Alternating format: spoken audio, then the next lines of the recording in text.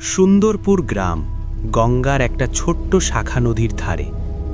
গ্রামের শেষ মাথায় বাঁশঝাড় আর পুরনো তালগাছের ছায়ায় লুকিয়ে আছে শ্মশান ঘাট। দিনের বেলায়ও সেখানে কুকুর ডাকে না।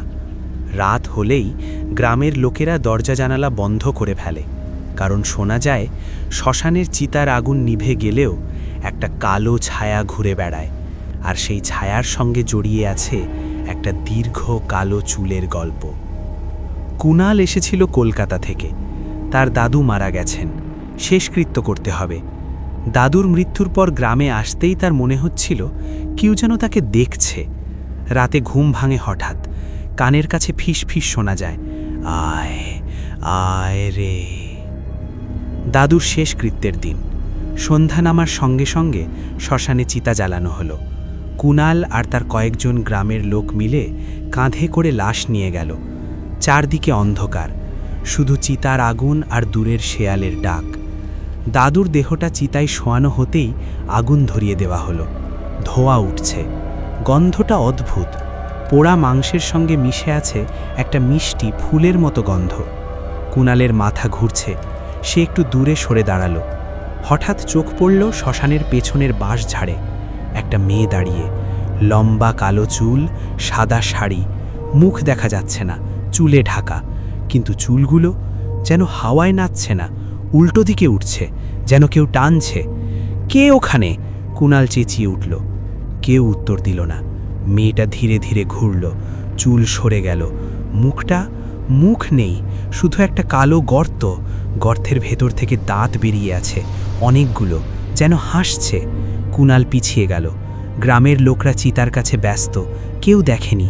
কুণালের গলা শুকিয়ে গেল, সে দৌড়ে বাড়ির দিকে চলে এলো। রাতে ঘুম আসছে না, বারবার মনে হচ্ছে কেউ দরজার বাইরে দাঁড়িয়ে, খটখট শব্দ। পরের দিন সকালে গ্রামের বুড়ো কাকা বললেন, ওই শ্মশানে যাস না বাবু, ওখানে থাকে কালচুলি, বিধবা মেয়ে। অনেক বছর আগে তার বর মারা যাওয়ার পর সে শ্মশানে এসে চিতায় ঝাঁপ দিয়েছিল, কিন্তু আগুন তাকে পোড়াতে পারেনি। তার শরীর পুড়ে গেছে, কিন্তু চুলগুলো অক্ষত রয়ে গেছে। সেই থেকে সে শ্মশানে ঘোরে। যে ছেলে একা আসে তাকে টেনে নেয়, তার চুল দিয়ে বেঁধে ফেলে, তারপর তার শরীরের ভেতর ঢোকে। কুণাল হাসল, এসব গাঁজাখুরি কথা। কিন্তু রাত হলেই সে বুঝতে পারল এটা গাঁজাখুরি নয়। তৃতীয় রাত, কুণাল একা শুয়ে। হঠাৎ ঘরের ভেতর ঠান্ডা হাওয়া, জানালা বন্ধ, তবু হাওয়া আসছে। তারপর গন্ধ, সেই মিষ্টি ফুলের গন্ধ, মিশে আছে পোড়া চামড়ার গন্ধ। কুণাল চোখ খুলল। বিছানার পাশে দাঁড়িয়ে কালচুলি, চুলগুলো লম্বা হয়ে মেঝেতে পড়ে আছে, যেন সাপের মতো এগোচ্ছে। একটা চুল তার পায়ের গোড়ালিতে জড়িয়ে গেল। ঠান্ডা, খুব ঠান্ডা। ছাড়! কুণাল চিৎকার করল। চুল আরও জোরে টানল, কুণালকে নামিয়ে ফেলল মেঝেতে। চুলগুলো তার গলায় উঠে এলো, শ্বাস বন্ধ হয়ে আসছে। মেয়েটার মুখ তার মুখের কাছে। গর্তের ভেতর থেকে একটা জিভ বেরিয়ে এলো, কালো, লম্বা। জিভটা তার গাল চাটল, রক্তের স্বাদ। তোর দাদু আমাকে ছেড়ে গিয়েছিল, এখন তুই আমার, ফিসফিস করে বলল সে।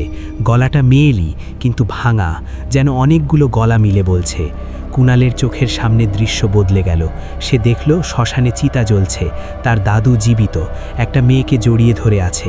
মেয়েটা কাঁদছে, দাদু বলছে তোকে ছাড়বো না, কিন্তু পরের মুহূর্তে দাদু মেয়েটাকে ঠেলে ফেলে দিল চিতায়। মেয়েটা চিৎকার করল, আগুন তার শরীর গিলল, কিন্তু চুল পুড়ল না। দৃশ্য শেষ। কুণালের গলায় চুল আরও শক্ত হয়ে জড়ালো। সে হাঁপাতে হাঁপাতে বলল, দাদু তুমি ওকে মেরেছ? চুল ছেড়ে দিল। মেয়েটা হাসল, দাঁতগুলো আরও বেড়ে গেল। হ্যাঁ, আর এখন তোর দাদুর রক্তের ঋণ তুই শোধ করবি। কুণাল অজ্ঞান হয়ে গেল। সকালে গ্রামের লোকেরা তাকে শ্মশানের পাশে পেল। গলায় লাল দাগ, চুলের ছাপ, কিন্তু সে বেঁচে আছে। শুধু তার চোখ দুটো কালো, পুরো কালো।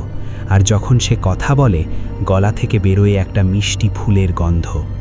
গ্রামের লোকেরা বলে কুণাল আর কুণাল নেই, কালচুলি তার ভেতরে ঢুকে গেছে। এখন সে রাতে শ্মশানে যায় নতুন শিকারের খোঁজে, আর তার চুল লম্বা হচ্ছে, প্রতি রাতে আরও লম্বা। তোমরা যদি কখনো সুন্দরপুর গ্রামে যাও, রাতে শ্মশানের কাছে যেও না, কারণ সেখানে একটা ছেলে দাঁড়িয়ে থাকে, গলায় লাল দাগ, চোখ কালো, আর তার পেছনে অন্ধকার থেকে বেরিয়ে আসে একটা লম্বা কালো চুল। যদি তোমার নাম ধরে ডাকে, উত্তর দিও না, কারণ উত্তর দিলেই চুল তোমাকে জড়িয়ে ফেলবে।